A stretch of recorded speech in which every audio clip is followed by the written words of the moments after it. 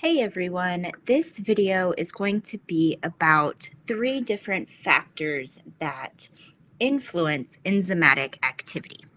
So as you learned in the previous video, enzymes are proteins, and therefore the individual amino acids that are, attached to one another during translation, after they've all been attached and they're released from the ribosome and everything, then those amino acids are going to interact with one another to form the specific 3D shape of the protein. So when we talked about mutations, I talked about how some of the amino acids are positively charged, some are negatively charged, some have no charge. Okay, some are hydrophilic, some are hydrophobic. And so if you can imagine having 500 of these amino acids, all with varying properties, kind of interacting with each other, right? There's a lot of bonds that are going to form, right? The positively charged amino acids are going to be attracted to the negatively charged amino acids.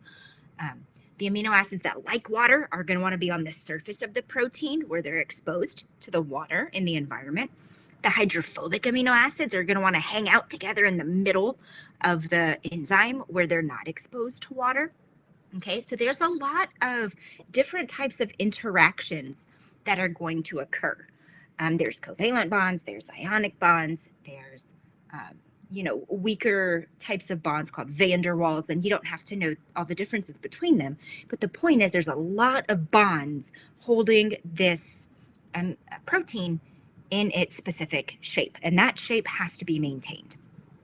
Okay, and so I'm going to draw real quick an axis, and I'm going to make this mirror the ones in the slide. Okay, so we're going to have temperature down here increasing from left to right, and I'm not going to write all of them in. You can see them on the PowerPoint.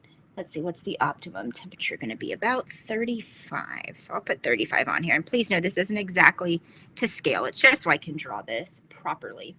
And so over here on the y-axis, we're going to have the enzymatic activity. That means how effectively it's doing its job. Activity. Okay. And so, again, low to high. All right. So let me get this one sketched real quick. So this one goes about like this, and it's going to peak around here at, 35. And then it's going, wow, I didn't do that very well, did I? Like that. Okay, so sorry, I guess on mine it's going to be peaking closer to 30, but that's okay. We'll be able to get the same content covered. Okay, so the faster, right, or I guess I should say the higher the rate of enzymatic activity, that means it's being really, really productive. Okay, so the higher the enzymatic activity, the more reactions are being catalyzed. That means we are producing the maximum number of products possible. Okay. So as I mentioned before, as temperature increases, so does the kinetic energy of a molecule. Okay. And so the more the molecules in the cell are moving around, right, the more likely the substrate is to come into contact with the enzyme. The more often the substrate comes into contact with the enzyme, the more reactions are going to happen. Okay. However, just like with humans, we have our optimal temperature, right? The temperature we prefer to be at. And so when we're talking about enzymes, the optimal temperature is where the enzymes are most productive. Okay, so enzymatic activity is highest at the optimal temperature. So that's going to be the peak of this graph. So on mine, it's at 30 degrees Celsius. Sorry, you always want to have your labels. So 30 degrees Celsius. And you might be wondering why I did that. Degrees C, there we go. And so at 30 degrees Celsius, this particular enzyme is just super productive. It is, running into its substrate at a very high rate. Therefore, it can quickly convert that substrate into product. Okay. But once they get past that enzymatic activity, okay, I'm sorry, once they get past that optimal temperature, as the temperature continues to increase, look at what's happening to this graph, y'all. Okay, let me change my pen color real quick. So once we get past this optimal temperature, notice that the enzymatic activity is decreasing until eventually, had I drawn this out completely, it would have gone down to 0 enzymatic activity. Okay, and so this is because once the temperature gets too hot, the proteins start to denature, and that's a word you definitely want to remember, okay?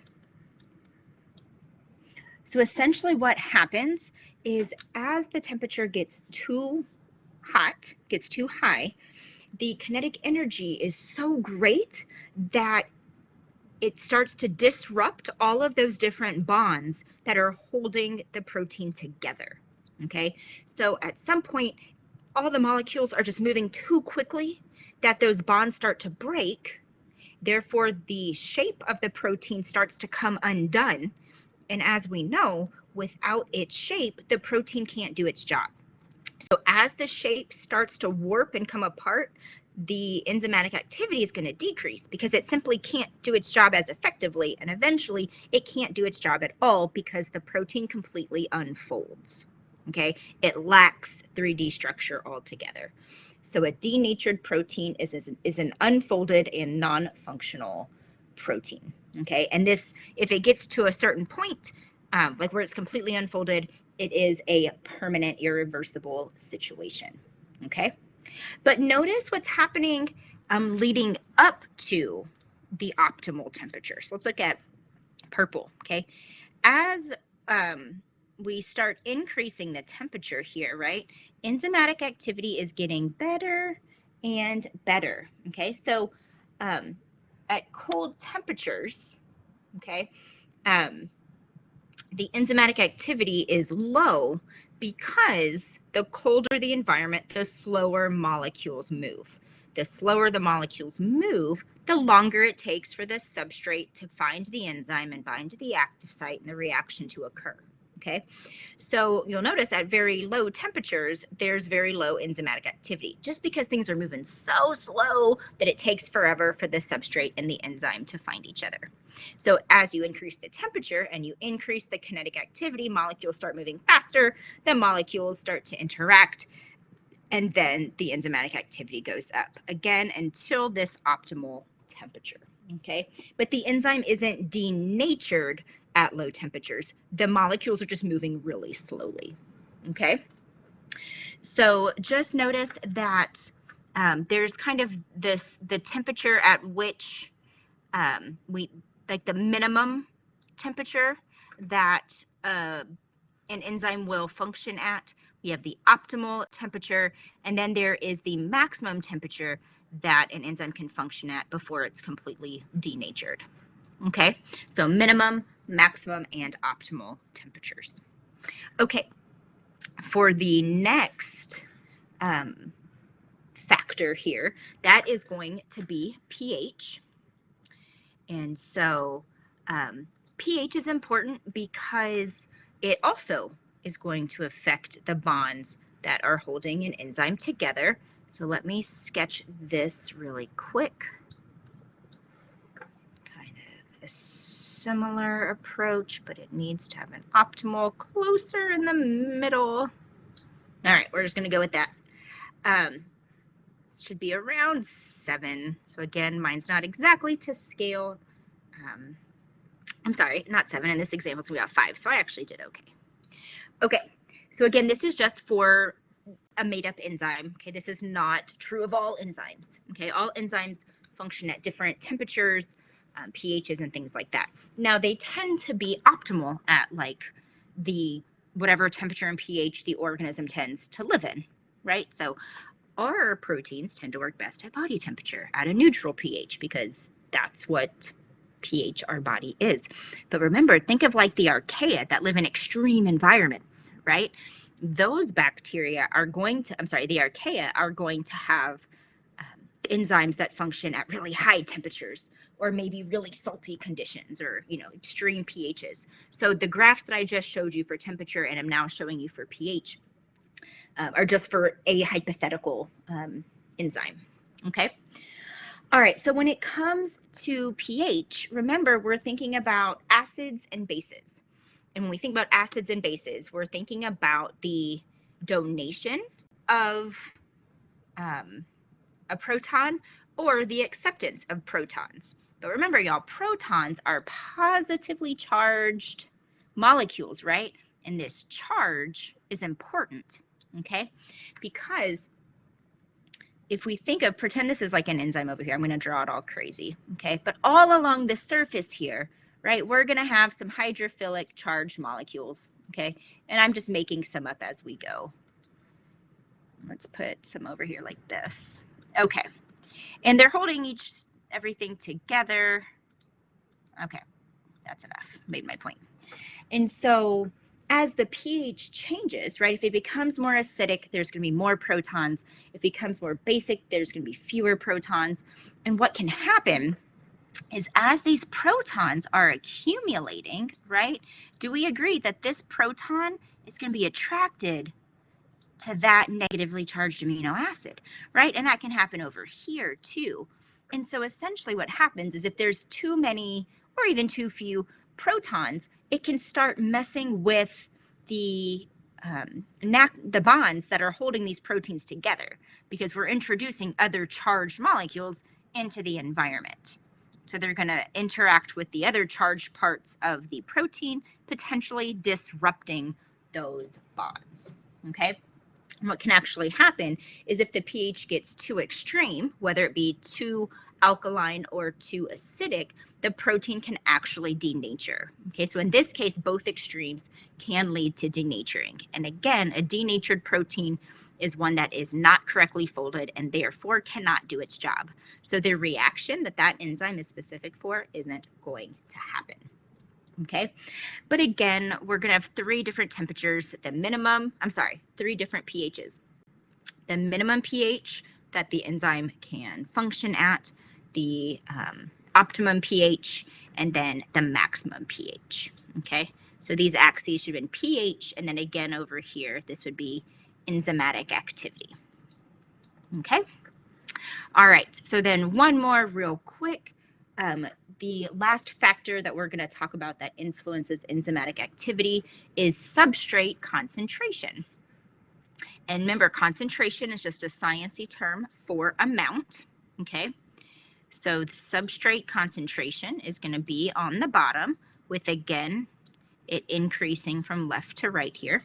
And again, we're going to have our good old enzymatic activity.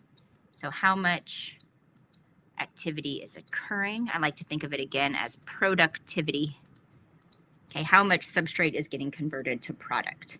Okay, so there is a direct relationship between the amount of substrate present in the environment and enzymatic activity, right?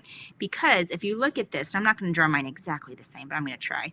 Down here, starting at like the 0 region, right? If there's no substrate, then there's nothing for the enzyme to do, right? The whole purpose is it's converting substrate to product.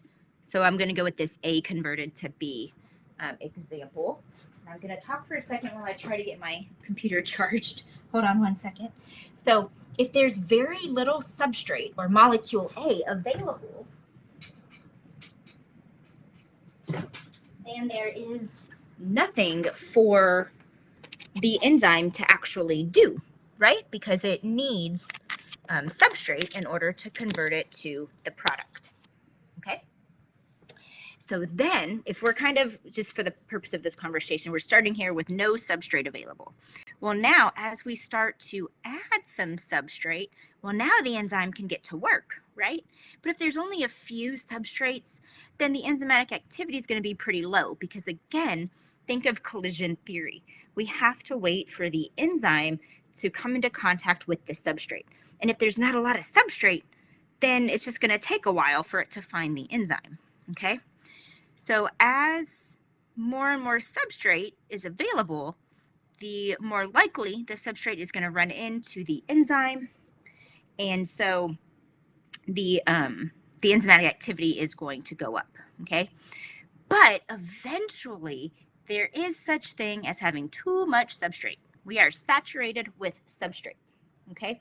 Because let's say there's only 100, oops, wrong side, sorry. Let's say there's only 100 enzymes in the cell, okay? So when we have 100 substrates, that's a 1-to-1 ratio. There's a lot of substrate and there's a lot of enzyme, right? But it's again, 1-to-1, pretty good odds. But imagine if there's, you know, I don't know, 1,000,000 of the substrates, right? Well, those 100 enzymes can only work as fast as they can. The rate of enzymatic activity can't go any higher because they are working at 100%. Every enzyme is being used, right?